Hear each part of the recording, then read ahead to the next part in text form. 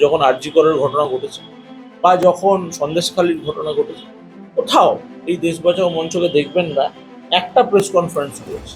একদম পরিষ্কার ভাষা, এরা হচ্ছে সুবিধাবাদী। একদম আমি ক্যামেরার সামনে বলছি। আরেকটা অভিযোগ উঠে আছে, দেশ বাঁচাও সংগঠন তাদের তরফে, তাদের সংগঠনে রয়েছেন কবি শ্রীজাত হরনাথ চক্রবর্তীর মতো বিদ্যাজনেরা। তারা বলছেন যে বিজেপি রাষ্ট্রপতি শাসন বঙ্গে জারি করার জন্য কমিশনকে ইউজ করছে। প্রথমত হচ্ছে গিয়ে এই শ্রীজাত বা হরনাথ চক্রবর্তী, এদেরকে আমি অন্তত বিদ্যজন বলে মনে করি। এরা একদম পরিষ্কার ভাষা, এরা হচ্ছে সুবিধাবাদী। একদম আমি ক্যামেরার সামনে বলছি, এরা হচ্ছে গিয়ে সুবিধাবাদী। এই হরনাথ চক্রবর্তী বলুন বা শ্রীজাত বলুন বা আরও সব যারা পূর্ণেন্দু গোষ্ঠ যারা আছে, কেন সুবিধাবাদী বলছি তার নির্দিষ্ট কারণ আছে। 21 সালে যখন বিধানসভা পরবর্তী সময় যখন ভোট পরবর্তী হিংসা হচ্ছে, যখন সেই হিংসায় উত্তর কলকাতায় বিজেপির একজন নেতা অভিজিৎ, তাকে যখন থেতলে মেরে ফেলা হলো, তখন এই দেশ বাঁচাও মঞ্চের এই যে শ্রীজাত বা এই যে হরনাথ, এদের কোথাও দেখতে পাওয়া যায়নি একটা প্রেস কনফারেন্স, কোথাও দেখতে পাওয়া যায়নি যে শ্রীজাত একটা কবিতা লিখেছে। তো তখন যদি ওরা সোচ্চার হতেন তাহলে ওদেরকে আমি বিদ্যজন বলতাম। বা পরবর্তী সময় আপনি দেখুন যে যখন আরজি করের ঘটনা ঘটেছে বা যখন সন্দেশখালির ঘটনা ঘটেছে, কোথাও এই দেশ বাঁচাও মঞ্চকে দেখবেন না একটা প্রেস কনফারেন্স করেছে। এই হরনাথ চক্রবর্তী সেটা নিয়ে একটি সিনেমা করেছে বা একটি শর্ট ফিল্ম করেছে। তাহলে এদেরকে আমি কিভাবে বুদ্ধিজীবী বলবো? বুদ্ধিজীবী তো তারা যারা সমাজের যে কোনো অন্যায় বা যে কোনো অসভ্যতা বা যে কোনো অনাচার অবিচার হলে সে যেই সরকারে থাক তার বিরুদ্ধে সোচ্চার হবে। তারা তো বুদ্ধিজীবী, তাদেরকে তো সমাজে আমরা এগিয়ে রাখবো, তাদের কথা তো আমরা শুনবো।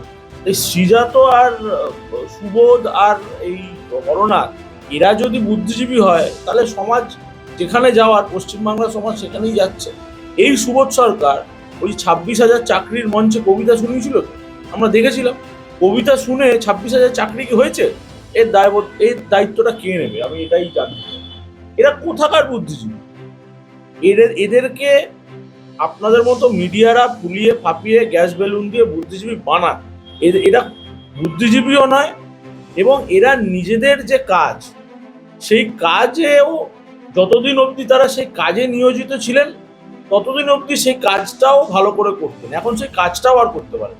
সেই কারণেই সুবোধ সরকারকে, মমতা বন্দ্যোপাধ্যায়কে সবচেয়ে বড় কবি বলে বলতে হয়, তাই না?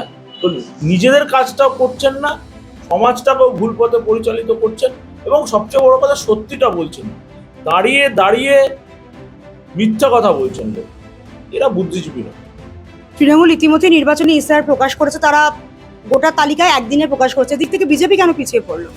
প্রথম কথা হচ্ছে গিয়ে তৃণমূল কংগ্রেস যে 10 প্রতিজ্ঞা দিয়ে নিয়েছেন, 10টি প্রতিজ্ঞা নিয়েছেন, তার মধ্যে একটি প্রতিজ্ঞা আছে যে তারা স্কুল কলেজ আরো বেশি করে চালাবে। এটা নিয়ে বলতে গেলে বলতে হয় যে আমাদের রাজ্যের যে স্কুল শিক্ষা, সেই স্কুল শিক্ষা আপনি যদি ঠিক করে দেখেন, হাজারের পর হাজার স্কুল বন্ধ। বেশিরভাগ স্কুলে সরকারি স্কুলে রয়েছে, ছাত্র আছে তো শিক্ষক নেই, শিক্ষক আছে তো ছাত্র নেই। এবং আপনি বেশি না, এখানে এই যাদবপুরের থেকে যদি আপনি 7-8 কিলোমিটার একটু গ্রামের দিকে যান, আপনি দেখবেন একই চিত্র। তাই একটা সমাজ গঠনের ক্ষেত্রে শিক্ষা হচ্ছে সব থেকে বড় অস্ত্র। শিক্ষা নিয়ে মিথ্যাচার হচ্ছে, এবং এই 10 প্রতিজ্ঞার মধ্যে এই 15 বছরে এই 10 প্রতিজ্ঞার আমি জানি না কোনটা পূর্ণ হয়েছে কোনটা পূর্ণ হয়নি। আর বিজেপির যে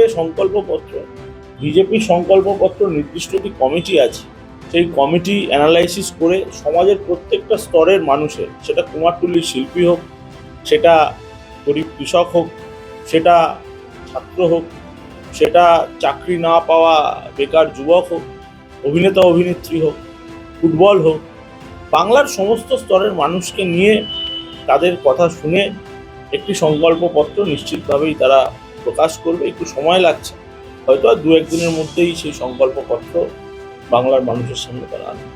টোটাল সিট 294টা। তো মমতা বন্দ্যোপাধ্যায় বলেন 3টে সিট আমরা পাহাড়ের জন্য ছাড়ছি। অনিল থাপার সঙ্গে ভালো আন্ডারস্ট্যান্ডিং আছে। জিতবো বলছেন 236টা আসনে, তাহলে বিজেপি কটা সিট পেতে পারে আর বিজেপিকে মানুষ কেন আনবে বাংলায়, কি মনে করছে? বিজেপিকে মানুষ এই কারণেই আনবে, তারা এই অনুন্নয়নের সরকার, এই দুর্নীতিগ্রস্ত সরকার, এই মিথ্যেবাদী সরকার পশ্চিমবাংলার মানুষদের যে স্বপ্ন দেখানো হয়েছিল সেই স্বপ্নের একটু অল্প বিস্তরও সেটা পূরণ হয়নি। নিশ্চিতভাবেই এই কারণে পশ্চিমবাংলার মানুষ পরিবর্তন চাইছে। সবথেকে বড় হলো নারী নিরাপত্তা। নারী নিরাপত্তার প্রশ্নে দিনের পর দিন যে ঘটনাগুলো ঘটে চলেছে, সবটাকে যদি আপনি মেলান তাহলে আপনি দেখবেন যে একজন সাধারণ মানুষ সে আর নতুন করে এই সরকারকে নির্বাচিত করে আনতে পারে না।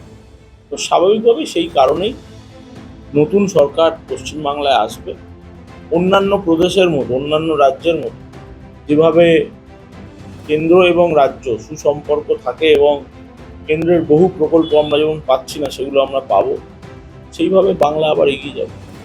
রিপোর্টে তো দেখা যাচ্ছে, যেটা তৃণমূল বারবার দাবি করে আসছে, যে নারী সুরক্ষা, নারী নিরাপত্তা একদম সুরক্ষিত রাজ্য হচ্ছে পশ্চিমবঙ্গ। দেখুন, তৃণমূল কি বলবে যে আমি নারী নিরাপত্তাতে সবচেয়ে পিছিয়ে আছি? রিপোর্টটা তাই দেখাচ্ছে। কোন রিপোর্ট বলুন? এগুলো না, যারা রাজনীতি করে বা যারা রাজনৈতিক নেতারা আছে তারা নিজেরাই নিজেদের সার্টিফিকেট দিয়ে। ধরুন আমি ধরে নিলাম যে বিজেপি শাসিত কোনো রাজ্যে কোনো ভুল হয়েছে, এমন তো না যে ভুল হয়নি, মানে সবটাই একেবারে সোনায় মোড়া এরকম একটা কোনো ভুল হয়েছে। আচ্ছা, বিজেপিকে কোনোদিন বলবে যে এই ভুলটা আমি করেছি? বা তৃণমূলের ক্ষেত্রেও তাই, তৃণমূলও বলবে না। তৃণমূলকে বলবেই যে আমরা প্রচণ্ড ভালো করছি, আমরা প্রচণ্ড, কিন্তু বাস্তব যেটা সামনে আসছে সেটা তো তার কথার সাথে পরিপন্থী হচ্ছে না।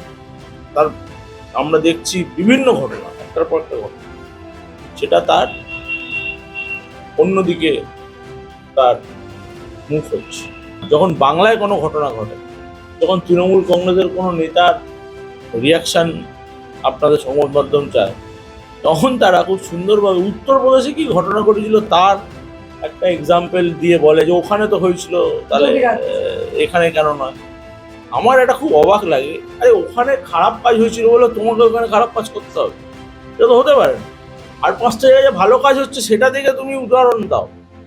একজন খারাপ করছে বলে আমি খারাপ করছি, তাহলে আমার খারাপটা জাস্টিফাইড হয়ে যাচ্ছে? এটা তো হতে পারে না কোনোদিন, এটা কোনোদিন সম্ভব না। এইভাবেই চলছে আমাদের বাংলা।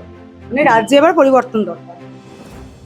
পরিবর্তন শুধু দরকার না, পরিবর্তন যদি না হয় তাহলে পশ্চিমবাংলা মানে শেষের সারিতে তো এমনিই চলে গেছে।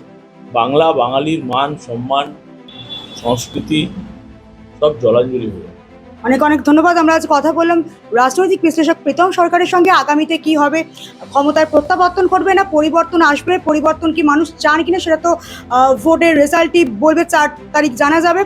তার আগে হাড্ডাহাড্ডি লড়াই তো চলছে ইতিমধ্যেই, কিন্তু কোমর বেঁধে জোর কদমে প্রচারে প্রার্থীরা নেমে পড়েছে। কোন দিকে জল গড়ায়, আরও রাজনৈতিক উত্থান পতন, এই দল থেকে ওই দলে যোগদান, সবকিছু মিলিয়ে চোখ রাখুন আরও খবরের জন্য টুডে স্টোরির পর্দায়। ক্যামেরায় শুভানের সঙ্গে আমি পল্লবী, টুডে স্টোরি, কলকাতা।